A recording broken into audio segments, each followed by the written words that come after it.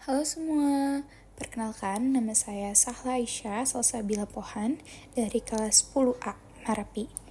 Hari ini saya akan menjelaskan tentang Perang Paragreg yang dialami oleh Kerajaan Majapahit. Perang Paragreg adalah perang yang terjadi di antara dua saudara. Untuk selanjutnya, mari kita tonton lagi. Kita mulai dari latar belakang Perang Paragreg. Perang Paragreg bermula setelah wafatnya Raja Hayam Wuruk pada tahun 1389. Perlu kalian ketahui bahwa Kerajaan Majapahit dibagi menjadi dua, yaitu Kerajaan Barat dan juga Kerajaan Timur.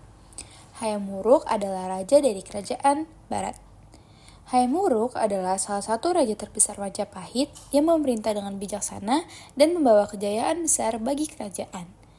Namun, setelah kematian dari Hayam Wuruk, tidak ada penerus yang sekuat dirinya, dan kekuasaan Majapahit pun mulai diperebutkan. Lalu, konflik yang menyebabkan Perang Paragreg adalah setelah Hayam Wuruk meninggal, Brawijaya V yang merupakan raja terakhir dari dinasti Majapahit memiliki dua pilihan untuk memimpin kerajaan. Namun, kekuatan politik di dalam kerajaan pun mulai terpecah karena pengaruh para pejabat dan golongan tertentu yang saling bersaing untuk mendapatkan posisi yang lebih tinggi.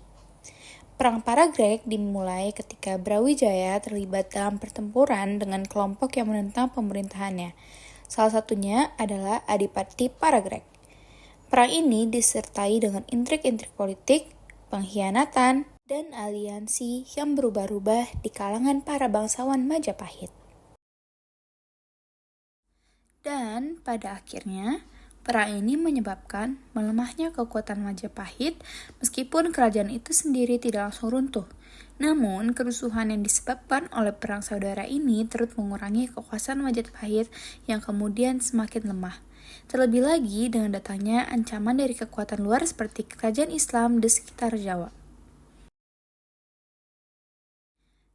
Akhir dari Perang Paragreg adalah perang berakhir dengan kemenangan salah satu faksi, yaitu Kerajaan Barat, tetapi tidak mengembalikan kejayaan Majapahit yang sebelumnya.